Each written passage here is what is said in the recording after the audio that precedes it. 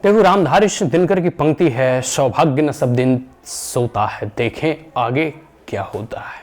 ठीक है, तो बिहारियों के सौभाग्य की और उनके भाग्य की अगर बात करूं तो शायद उनकी रूपरेखा और उनकी भाग्य की रेखा जब तक ये नीतीश तेजस्वी सरकार है तब तक बदलने वाली नहीं है। बिहार के लोग दूसरे जगह गुजरात, मुंबई, दिल्ली, चेन्नई, बेंगलोर, हर जगह जाकर, कोलकाता, असम जाकर जो है पलायन करके रोजी रोटी की तलाश में, रोजगार की तलाश में जो है अपने राज्य से पलायन, अपने घर में परिवार, अपनी बीवी बच्चों को छोड़कर दूसरे जगह पलायन करते हैं रोजी रोजगार के लिए। लेकिन जब बिहार की जो वैकेंसी वगैरह भी नीतीश कुमार को नीतीश सरकार के द्वारा जो लाई गई, उसमें डोमिसाइल का क्राइटेरिया हटाकर नीतीश सरकार ने बड़ा ही चालाकी से जो है अन्य राज्यों को भी जो है कह सकते हो उसमें छूट प्रदान की, और इसमें धांधली की आशंका भी जताई जा रही है। क्योंकि अगर डोमिसाइल होता तो जो बिहार के लोग हैं, क्योंकि बिहार में ऐसे भी बिहार बहुत पॉपुलेटेड है, बिहार की जनसंख्या अधिक है, और ऐसा नहीं कि बिहार में पढ़ने लिखने वाले लोग नहीं है, इतनी संख्या मात्रा में जो है विद्यार्थी बिहार से निकलते हैं। तो बिहार सरकार को ऐसा क्यों लगा कि भाई बिहार में इतनी काबिलियत नहीं है कि बिहार के बच्चे जो है इस आपके द्वारा जो कंडक्ट कराए जा रहे बीपीएससी के टीचर एग्जामिनेशन है उसे क्वालिफाई नहीं कर पाएंगे। कहीं ना कहीं इसमें कुछ धांधली हुआ, ऐसी आशंकाएं हैं। और आप देखो ना तो इसमें कुछ चीज़ें हैं, कुछ मैं अभी आप प्रश्नों के माध्यम से हम अपनी बातों को रखेंगे। लेकिन एक बात तो तय है कि बिहार के लोग गुजरात में, यूपी में या जहाँ जहाँ भी हो, मध्य प्रदेश, चेन्नई, तमिलनाडु, कर्नाटक, बेंगलोर और असम वगैरह जाकर मजदूरी करते हैं और मजदूरी करने के लिए जाते हैं, और यहाँ के लोग आकर बिहार में शिक्षक बनते हैं। कितना अच्छा होता कि अगर जो भी वैकेंसीज, नंबर ऑफ वैकेंसीज निकली थी उसमें बिहारियों को प्राथमिकता दी जाती और वहाँ से वो का सिलेक्शन होता, और उनको मतलब अगर एक परिवार को नौकरी लगती है तो 4-5 जो उनके ऊपर डिपेंडेंट हैं, या एक प्रकार से कह सकते हो कि पूरे के पूरे परिवार में आर्थिक स्थिति अच्छी हो जाती है, और एक प्रकार से कह सकते हो कि वो परिवार में खुशहाली आ जाती है। लेकिन जिस प्रकार के ये जो कह सकते हो ना कि नीतीश तेजस्वी सरकार जो है ना कार्य की है, यह बिहारियों के बेनिफिट में नहीं है।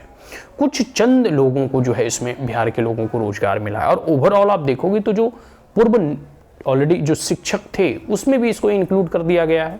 तो कितने नए शिक्षकों को इसमें बहाली हुई है, और उन नए शिक्षकों में से भी कितने बिहार के लोगों को जो है शिक्षक बनाया गया है या फिर शिक्षक बने हैं, यह सबसे बड़ा संदेहास्पद जो है विषय है। और अभी जैसे प्रशांत किशोर वगैरह या फिर जितने भी बड़े बड़े लीडर्स हैं बिहार में, सब में यही चर्चा है। अभी जैसे जितन राम मांझी को भी सुन रहा था कि वो बिहार के बारे में वो बात कर रहे थे, बिहार, बिहारियत के बारे में। चिराग पासवान की भी देखो तो बिहार एंड बिहारी फर्स्ट की वो बात करते हैं। तो बहुत सारी ऐसी चीज़ें हैं। तो आपको मैं जो है ना कुछ प्रश्नों के माध्यम से, सबसे पहला है कि नई जो है ये जो शिक्षक की बहाली हुई है इसमें कितनी नियुक्तियां हुई है ओवरऑल बताइए। जो पहले नियुक्त शिक्षक थे उसकी बात आप हटाओ, क्योंकि they are already in the service, वो ऑलरेडी सर्विस में है। वर्तमान समय में अभी इस जो बहाली हुई है इसमें नई नियुक्तियां कितनी हुई हैं, ठीक है, ये इस पर सरकार क्लैरिफिकेशन दे, डाटा और सेंसस जारी करे। दूसरा है कि बिहार के कितने लोगों को जो है इसमें रोजगार मिला है। सबसे बड़ा प्रश्न तो ये है ना, क्योंकि अल्टीमेट आप कह रहे हैं कि जैसे ओवरऑल जो है बिहार के लोगों के नाम पर अब वैकेंसी, बिहार में ये वैकेंसी निकली तो बिहार के लोग इससे लाभान्वित होंगे। लेकिन ऐसे ही तो बिहार में कोई बड़ी बड़ी इंडस्ट्री, फैक्ट्री या उद्योग धंधे, कल कारखाने हैं नहीं। तो जो थोड़ी बहुत भी गवर्नमेंट जॉब या गवर्नमेंट सर्विस आते हैं वो इस प्रकार से अगर उसका बंटवारा होने लगे तो फिर बिहारियों को मिलेगा क्या, कुछ नहीं। ठीक है, तो कितने बिहारियों को इसमें नौकरी मिली है, जॉब मिली है, या वो सर्विस में इंक्लूड हुए हैं, ठीक है, इस पर सबसे बड़ा प्रश्न है। और इस पर जो है विचार करने की आवश्यकता है, और जो है सरकार से इस पर आप जो है प्रश्न पूछिए। दूसरा है कि किस वर्ग को कितनी जो है कह सकते हो कि इसमें शिक्षक इस नियुक्ति में जो है बहाली हुई है। क्योंकि जब ये कास्ट सेंसस जारी किए थे तो उसमें सामाजिक समरसता की उन्होंने बात की थी। तो आप बताइए ना कि किस किस पार्टिकुलर कम्युनिटी से कितने कितने कैंडिडेट का इसमें सिलेक्शन हुआ है, ताकि पता तो चले कि आपका कास्ट सेंसस कुछ काम कर रहा है या नहीं, या फिर ओवरऑल आपको जो नियुक्तियां हैं उसमें पारदर्शिता भी जो है इससे स्पष्ट पता चलेगी। क्योंकि आप देखोगे तो कई प्रकार के अभी जैसे जैसे चीज़ें निकल कर आ रही हैं, कुछ इसमें करप्शन के मामले उभरते हुए दिखाई दे रहे हैं, और जो भ्रष्टाचार, घुसखोरी या फर्जीवाड़ा हुआ है, और कह सकते हो ना कि गलत कॉपी वगैरह कह सकते हो, या फिर सर्टिफिकेट वगैरह, गलत नाम वगैरह, बहुत सारी चीज़ें अभी देखो निकल कर आ रही हैं। एक मैं सुन रहा था कि कोई डिस्ट्रिक्ट में 100 से अधिक जो है शिक्षकों की नियुक्ति को पर जो है अभी स्टे लगा दिया गया। तो इस प्रकार से जो है ना, आप जो है सरकार से पूछिए कि ये जो आंदोलन वगैरह हो रहे हैं कट ऑफ को लेकर, या फिर जो भी अदर स्टेट के आए हैं उनकी जो डिग्री वगैरह है उसकी जांच को लेकर, तो बहुत सारी ऐसी जो है ना सेटिंग वगैरह, और बिहार में जो है ये नौकरी की जो एक माफिया तंत्र है जो सेटिंग वगैरह करवाता है, चाहे क्वेश्चन जो है लीक का मामला हो, आप लोग देखते ही होंगे कि कैसे बीपीएससी का जो है पेपर लीक हो जाता है, मैट्रिक इंटर की तो आप बात ही छोड़ दो। तो बहुत सारी ऐसी चीज़ें हैं जिस पर जो है विचार करने की आवश्यकता है। और अगर आप पूरे के पूरे इस क्रोनोलॉजी के साथ, अभी जैसे जैसे देखो सेकंड शेड्यूल या सेकंड लिस्ट जारी हो तो अभी और चीज़ें सामने आएगी, लेकिन एक बात तो तय है कि इसमें कुछ ना कुछ कहीं ना कहीं धांधली हुआ है, घपलेबाजी हुआ है, और फर्जीवाड़ा और जो भी फर्जी डिग्री वगैरह के माध्यम से इसमें इनकी नियुक्ति हुई है।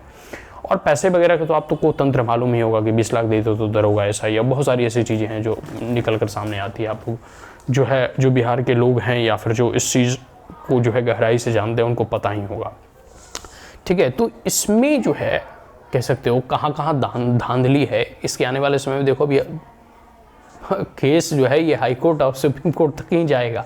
आप देखते जाओ इसमें क्या क्या चीज़ें निकल कर आती हैं। तो अभी जो है आने वाले समय में देखो अभी और शिक्षक की नियुक्तियां आने वाली हैं। ये जो कह सकते हो ना पूरे के पूरे ये जो कह सकते हो ना इतनी जल्दी एग्ज़ाम हुआ, नोटिफिकेशन निकला, लेकिन जो रिजल्ट डिक्लेयर करने में ना इन्होंने बहुत समय लगा दिया। कोई चीज़ें बता, कुछ लोग कह रहे थे कि इस तारीख को रिजल्ट निकलेगा, उसके बाद कई एक दिन तक जो है बीच में गैप रहा। सबसे बड़ी समस्या इतनी गैप थी क्या, और इतनी गैप की आवश्यकता क्या थी, या फिर जिस तारीख को या जिस तिथि को रिजल्ट घोषित करने की तिथि थी उसमें डिले क्यों किया गया। तो बहुत सारे ऐसे शंका जो है मन में उठता है। और आने वाले समय में देखो बिहार की जनता, बिहार के लोग जो हैं सभी चीज़ को देख रहे हैं, सभी चीज़ों का मूल्यांकन कर रहे हैं, और आने वाले समय में जो है बिहार के लोग जो है इन्हें 2024 में चुनाव परिणाम के एक कह सकते हो ना कि बदौलत और अपनी वोटिंग पावर्स के जो है आधार पर इन्हें सत्ता से बेदखल जरूर करेंगे, क्योंकि इनके पास बिहार के लोगों के वेलफेयर्स के लिए ना कोई एजेंडा है, ना कोई मोटिव्स है, ना कोई विजन है।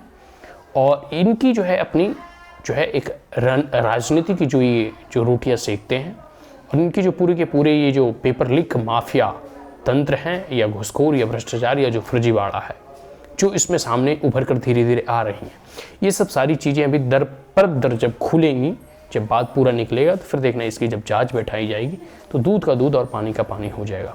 आज के लिए इतना ही। हम Bihar first and Bihari first की बात करते हैं। अधिक से अधिक बिहार के लोगों को रोजगार मिले, हम इसकी ऐसी कामना करते हैं, क्योंकि बिहार में उतने उद्योग धंधे हैं नहीं। जो भी सरकारी और गवर्नमेंट जॉब या फिर वैकेंसीज वगैरह निकलते हैं तो ऐसा प्रावधान किया जाना चाहिए कि अधिक से अधिक इसमें बिहार के युवाओं को जो है रोजगार मिले। सो आज के लिए इतना ही। जय हिंद।